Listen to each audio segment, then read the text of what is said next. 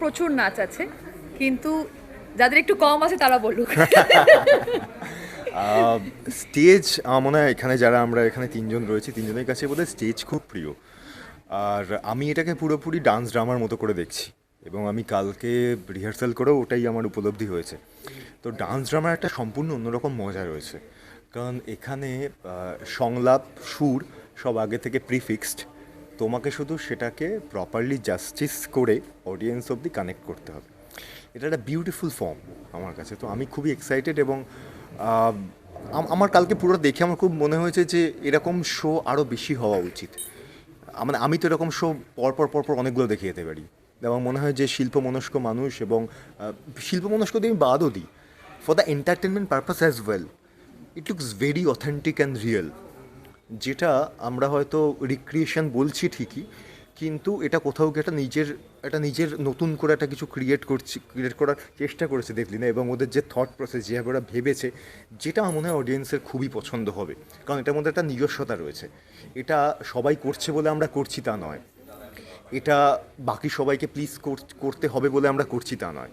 এটা এতটাই ভেতর থেকে করা, যেটা প্রত্যেকটা স্টেপে আমরা যখন মানে অডিয়েন্স যখন দেখবে, তোমরা যখন দেখবে, তোমরা বুঝতে পারবে যে যখন কোনো কিছু মন থেকে প্রাণ থেকে ভালোবেসে করা হয়, সেটা ইটসেলফ একটা অরিজিনাল বিউটি বেরিয়ে আসে। I think this show will be like that.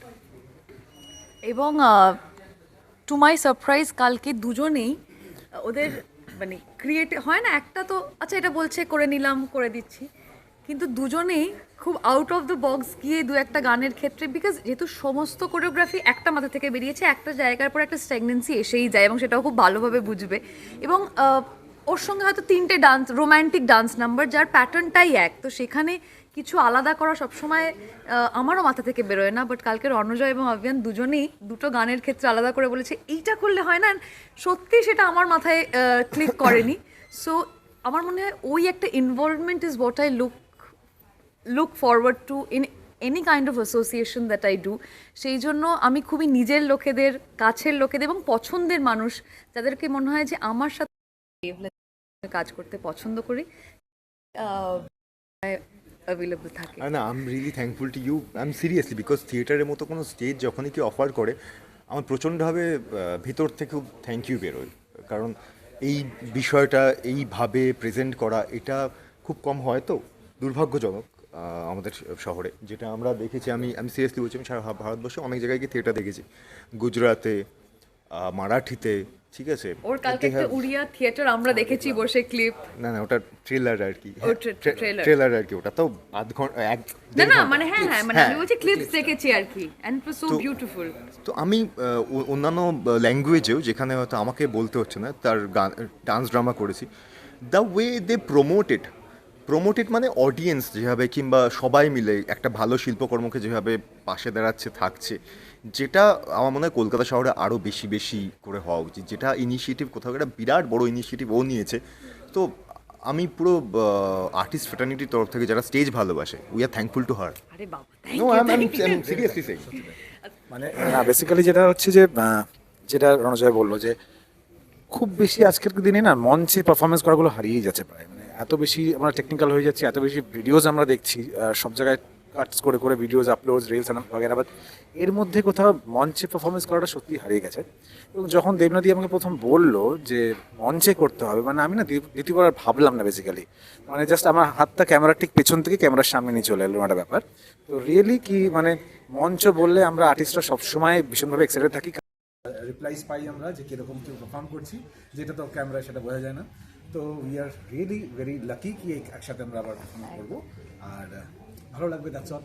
আসুন সবাই। আর দেবলীনাদের কোরিওগ্রাফিতে নেচে তোমার এক্সপেরিয়েন্সটা কেমন? ওই যে বললাম বিভৎস মজা হচ্ছে, বিকজ আমি ছোটোবেলায় যেরকমভাবে আমার টিচাররা বকে বকে নাচ করে, যদিও আপাতত বকুনি খাইনি আমি, বাট ওই যে গাইড করে করে নাচ করানো, এটা তো ভুলেই গেছি। প্রায় এত বছর ধরে কোরিওগ্রাফি করতে করতে সবাইকে, আর্টিস্টদের, অ্যাক্টার্সদের সবাইকে বিভিন্ন অ্যাওয়ার্ড শোতে, রিয়েলিটি শোতে নাচ করাতে করাতে সবসময় মানে পেছনে থেকে এটা কর ওটা কর সেটা কর।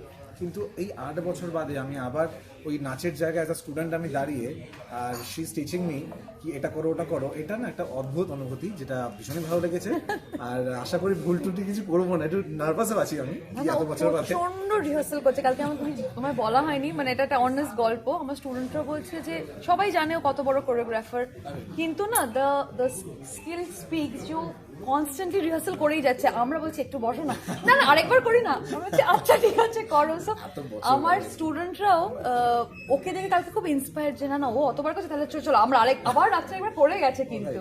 সো দ্যাট মানে আমার মনে হয় এটা যে কোনো শিল্পী সে অভিনয় করুক, সে শুধু নাচ করুক, যে এটা করতে ভালোবাসে এবং মানে এই ক্রাফটটাকে ভালোবাসে, সে কিন্তু চেষ্টা করে যে এটা যত বেশি রিহার্স করে প্র্যাকটিস করে পারফেক্ট মঞ্চে করা যায়। কিন্তু ওই যে মঞ্চের একটা ভুল ত্রুটি থাকে এবং সেটাও আমাদের আর্টিস্টদের খুব পছন্দের একটা জায়গা।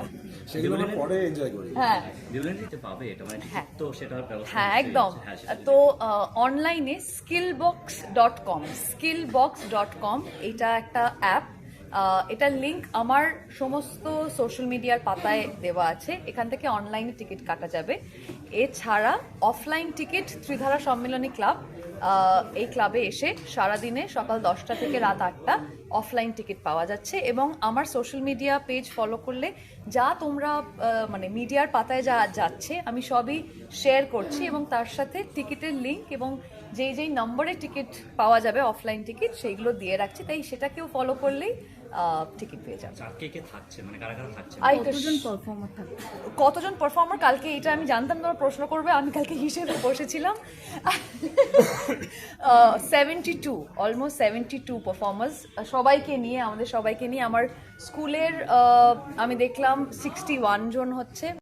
জন আমার স্কুলের স্টুডেন্ট আছে, ম্যাক্স বলে একজন আমার কোরিওগ্রাফার বন্ধু আছে, আরেকজন ওর কিছু টিমের ছেলেরা, আমার স্কুলে যেহেতু ছেলে নেই আমি শুধুই মেয়েদের নাচ শেখাই, এটা কালকে ওকে গল্প বলছিলাম, তাই আমার সবসময় কোনো ছেলে কোনো ডুয়েট পারফরমেন্স থাকলে কারোর একটা হেল্প লাগে, সো ম্যাক্স প্রতিবার আমাকে এই ব্যাপারে হেল্প করে।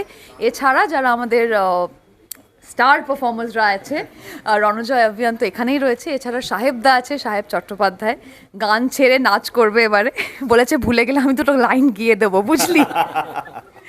এবং ওর 18 তারিখ অবধি ছবি শুটিং আছে, কিন্তু তার মাঝেও আসবে রিহার্সালে এবং ওমের সাথে অবশ্যই রঙ্গবতী তো আছে।